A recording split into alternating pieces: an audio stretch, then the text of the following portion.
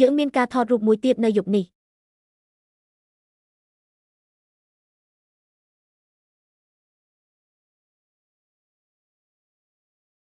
សួស្តីមិត្តមានរឿងអ្វីពោះរបស់ខ្ញុំវាមិនជាប់នឹងខ្ញុំទេ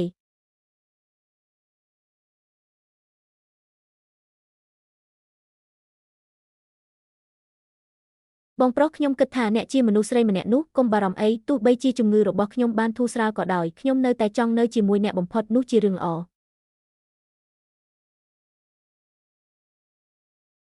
បន្ទាប់មកខ្ញុំចាកចេញ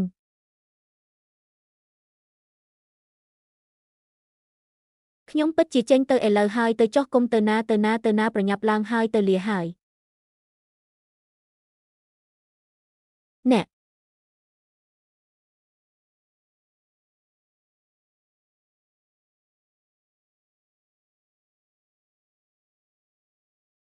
ជីតារបស់ខ្ញុំជនពាវនោះបានតាក់ទងមកខ្ញុំតាំងពីដំបូងដើម្បីគ្រាន់តែបោកប្រាស់ខ្ញុំគាត់ថែមទាំងបានប្រើឈ្មោះឪពុកខ្ញុំដើម្បីបញ្ឆោតខ្ញុំឲ្យវាយគាត់ទៀតផងហើយគាត់នៅតែហ៊ាននិយាយបែបនោះអូកុំខឹងអីខ្ញុំពិតជានឹងបង្រៀនគាត់មេរៀនមួយនៅពេលក្រោយលំហូរសាច់ប្រាក់របស់ក្រុមហ៊ុន Shen Group បានរីងស្ងួតអស់ហើយសូម្បីតែតម្លៃភាគហ៊ុនរបស់វាក៏ធ្លាក់ចុះយ៉ាងខ្លាំងដែរតើមានប្រយោជន៍អ្វីក្នុងការប្រគល់វាទៅឲ្យគាត់ឥឡូវនេះលោកតាខ្ញុំពិតជានឹងរកវិធីសងបំណុលជូនលោកតាក្រុមគ្រួសាររបស់លោកយេលេងបានទៅក្រៅប្រទេសហើយយើងមិនអាចយកលុយមួយកាក់មួយសេនមកវិញបានទេតើលោកតាអាចសងបំណុលជូនយើងដោយរបៀបណាលោកប្រធានតើយើងគួរធ្វើដូចម្តេចតើអ្នកគិតយ៉ាងណាចំពោះមីស៊ីលប្លង់ប្រភេទ Torpedo ប្រសិនបើអ្នកមានឆន្ទៈលក់ភាគហ៊ុនរបស់អ្នកមកខ្ញុំអាចទិញវាក្នុងតម្លៃ120នៃតម្លៃទីផ្សារនាពេលអនាគតប្រសិនបើខ្ញុំគ្រប់គ្រងហើយខ្ញុំចាញ់100តើអ្នកកំពុងព្យាយាមនិយាយអ្វីអ្នកលែងធ្វើពុតទៀតហើយគ្រាន់តែនិយាយថាអ្នកបានត្រឡប់មកប្រទេសចិនវិញដើម្បីឆ្លោះជាមួយខ្ញុំនិងឪពុករបស់ខ្ញុំដើម្បីមរតបិទមាត់ទៅជូឡៃមិនថាមានរឿងអ្វីកើតឡើងទេខ្ញុំជាបងប្រុសរបស់អ្នកហើយអ្នកមិនគោរពខ្ញុំតតែសោះបងធំខ្ញុំអាចគោរពអ្នកបានប៉ុន្តែប្រសិនបើការខាតបង់មិនធ្ងន់ធ្ងរខ្លាំងទេខ្ញុំប្រហែលជាមិនបានរកឃើញអ្នកកាលពី2 ឆ្នាំមុនទេ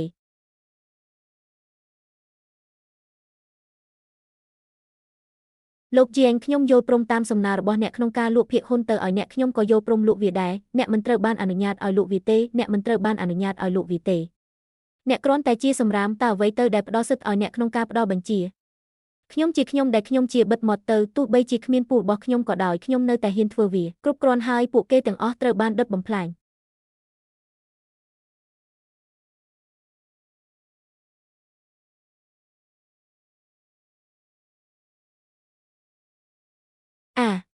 តើអ្នកចង់មានន័យយ៉ាងណាខ្ញុំបានផ្ដល់ឲ្យអ្នកនិងកូនប្រុសរបស់អ្នកនៅឱកាសរួចហើយប៉ុន្តែអ្នកគ្មានប្រយោជន៍ទេថ្ងៃនេះខ្ញុំនឹងប្រគល់ភាគហ៊ុនទាំងអស់ទៅឲ្យលោកយីលីនយូអ្នកមិនអាចធ្វើបែបនេះបានទេអ្នកមិនអាចធ្វើបែបនេះចំពោះខ្ញុំនិងឆាវនៅពេលនេះទេតើវាពិតជាវណ្ណៈទាបមែនទេកិច្ចប្រជុំត្រូវបានផ្អាកជាងយល់ឯចម្ងាយអ្នកមានជំនាញគួរឲ្យចាប់អារម្មណ៍មួយចំនួនយើងជាមនុស្សដូចគ្នានៅពេលនោះបងប្រុសធំអ្នកក៏មិនយឺតយ៉ាវដែរតើអ្នកដឹងអំពីរឿងនេះដោយរបៀបណាទើបតែពេលនេះចម្ងាយ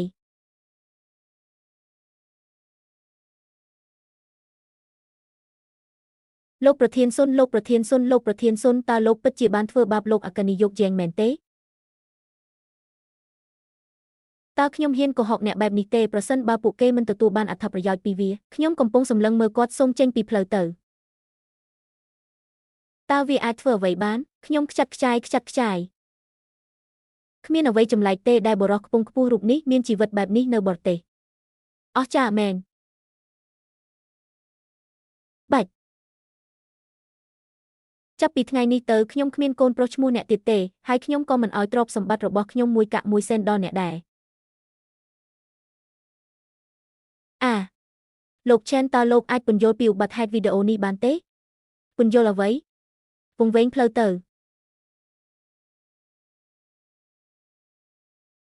នេះ5 លានខ្ញុំឲ្យអ្នកតែ3 ថ្ងៃទេ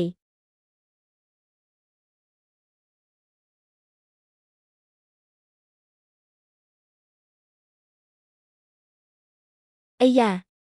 នេះជាសង្គមមួយដែលគ្រប់គ្រងដោយនីតិរដ្ឋហើយឃាតកម្មគឺជាបទឧក្រិដ្ឋមិនខូចខើទេចូលចិត្តបែបនេះ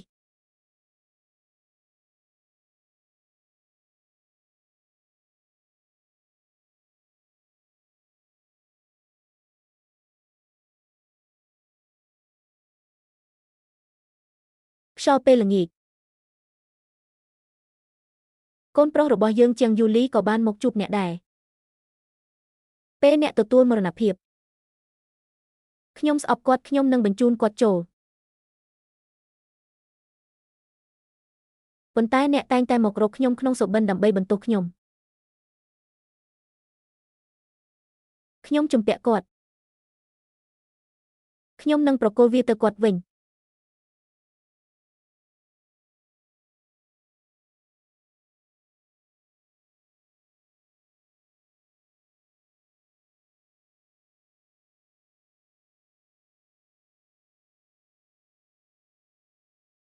អរគុណខ្ញុំមានអារម្មណ៍ថា Xiaoling គឺជាផ្នែកមួយនៃក្រុមកញ្ចក់តើពួកគេជាឈ្មោះរបស់អ្នកនឹង Xiaoya មែនទេខ្ញុំបានបញ្ជូនអ្នកទៅក្រៅប្រទេសហើយមិនអើពើនឹងអ្នកអស់រយៈពេលជាច្រើនឆ្នាំថ្ងៃនេះខ្ញុំសង្ឃឹមថាអ្នកនៅចំពោះមុខម្ដាយរបស់អ្នកខ្ញុំអាចអត់ទោសបាន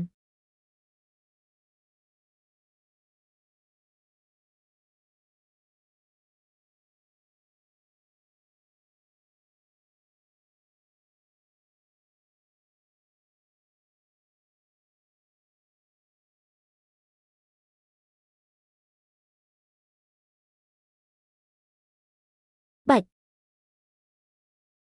អ្នកពិតជាដឹងហើយតើខ្ញុំបានចំណាយពេលប៉ុន្មានឆ្នាំនៅបរទេសដោយរបៀបណាវាមានរយៈពេល15ឆ្នាំហើយចាប់តាំងពីយើងចាប់ផ្ដើមនិយាយគ្នានេះជាលើកដំបូងហើយដែលខ្ញុំបានថតរូបគ្រួសារគ្មានអ្នកណាខ្វល់ទេឥឡូវយើងទៅកំពុងចាប់ត្រីអ្នកមិនចាំបាច់អង្វរខ្ញុំឲ្យអត់ទោសឲ្យគាត់ទេព្រោះខ្ញុំមានគ្រួសារពិតប្រាកដរួចហើយ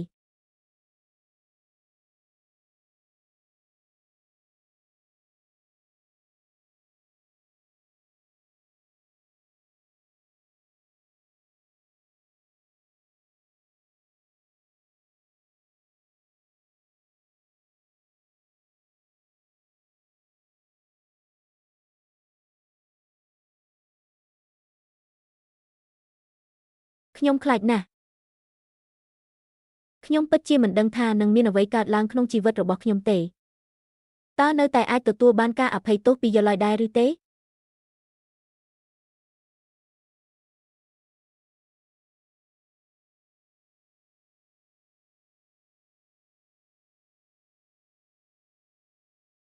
បុរសវ័យក្មេង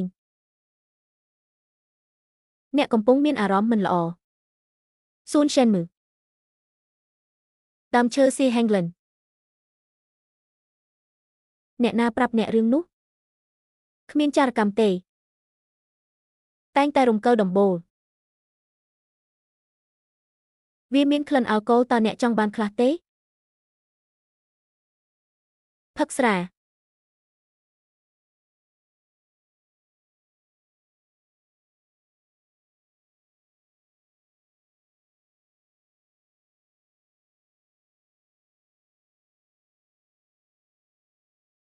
ខ្ញុំឥឡូវនេះខ្ញុំមានអារម្មណ៍សប្បាយចិត្តណាស់អរគុណអូនសម្លាញ់អរគុណខ្ញុំលែងឯកាទៀតហើយ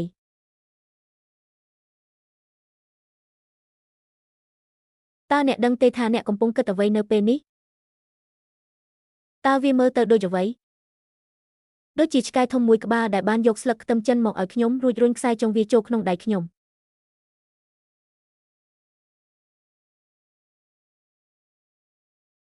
ឡកន្លែងណាបាត់ចាសសខ្ញុំចង់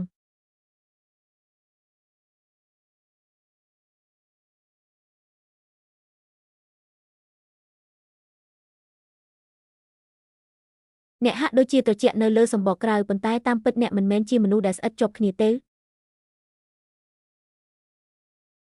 អ្នកបានរកឃើញហើយឬនៅ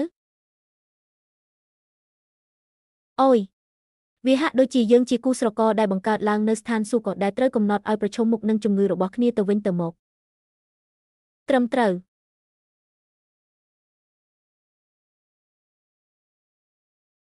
យើងជាគូដ៏ល្អឥតខ្ចោះ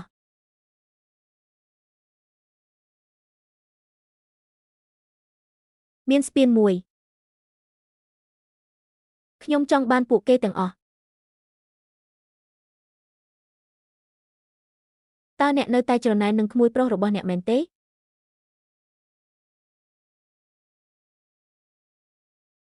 តើអ្នកនៅតែច្រណែនក្មួយប្រុសរបស់អ្នកមែនទេគាត់មិនច្រណែនទេដូច្នេះអ្នកបានឈ្នះរួចហើយហេតុអ្វីអ្នកទាំងពីរមិនដែលថើបគ្នាទេយើងនិយាយគ្នាច្រើនពេកនៅផ្ទះគាត់គ្រាន់តែប្រើខ្ញុំតាំងពីដើមដល់ចប់